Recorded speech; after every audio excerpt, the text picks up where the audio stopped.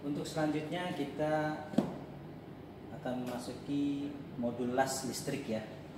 Nah, sini saya akan memperkenalkan bagian-bagian yang biasa digunakan untuk praktikum las listrik. Ini mesin yang kita gunakan, las listrik yang kita gunakan ini mesinnya. Bisa kita lihat di sini ada pengaturan ampere ya. Pengaturan ampere bisa di adjust ya, bisa di down, bisa di up. Jadi fungsinya apabila kita menginginkan pengelasan pada benda yang tebal, bisa ampernya ini bisa kita perbesar. Ketika kita tambah ampere, maka busur api yang dihasilkan oleh elektroda ini maka akan lebih besar, dan itu bisa kita atur.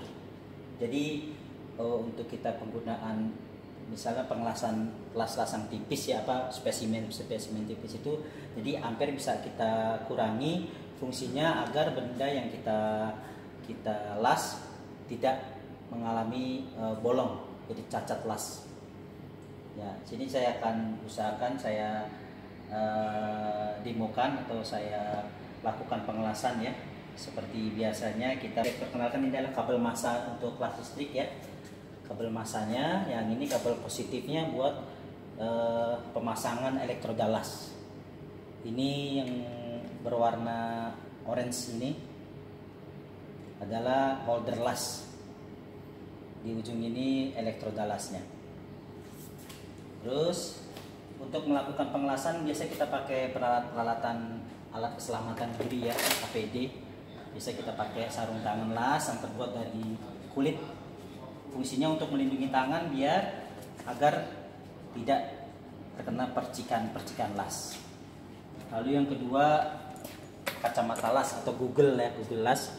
Ini untuk melindungi mata biar tidak terpapar sinar pengelasan langsung, karena cukup bila terkena langsung ke mata maka akan membahayakan bagi kesehatan mata.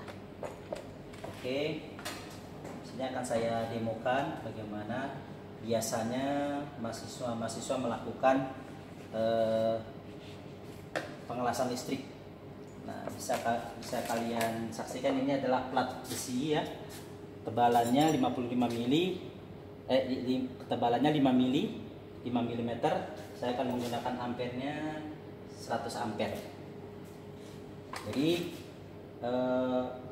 kita pertama-tama akan melakukan percobaan las di sini ya, bagaimana hasilnya agar tidak jelek gitu, hasilnya harus bagus, karena nanti pada akhirnya kita akan mencoba untuk menyambung dua plat, kita sambung melalui proses pengelasan.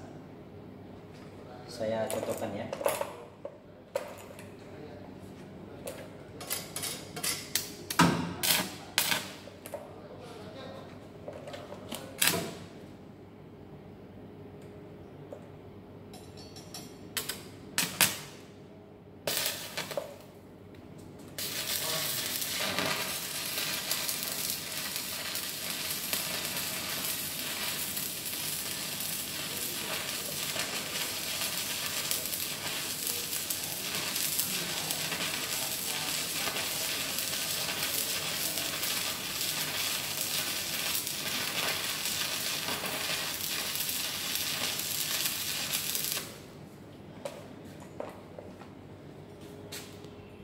Bisa disaksikan, inilah ada hasil pengelasan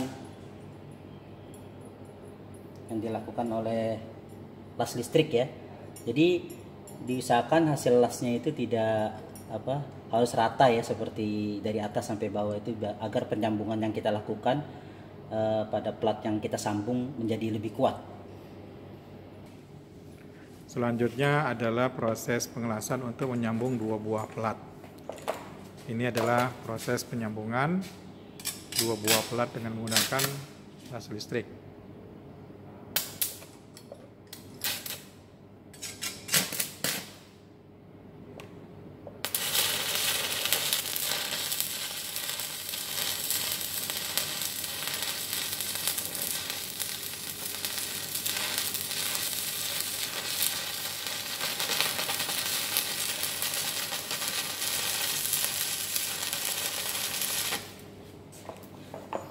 Nah, kita lihat hasilnya.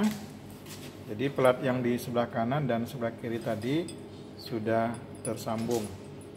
Nah, ini tadi pelatnya seperti ini ya. Kita menyambung kedua buah pelat ini, dilakukan dengan proses pengelasan, maka hasilnya seperti ini. Jadi ini harus kuat sambungannya ya. Nah, untuk konstruksi itu memang memerlukan sambungan yang kuat. Oke, dalam proses pengelasan cara meletakkan mengatur jarak itu juga harus ditentukan, mengatur jarak elektroda ya. Jadi misalkan ini elektroda dengan permukaan ini tidak boleh terlalu dekat. Kalau terlalu dekat nanti dia akan lengket, dan tidak boleh juga terlalu jauh.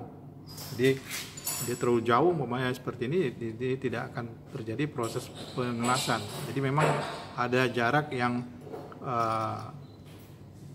supaya busurnya itu bisa melakukan proses pemanasan di bidang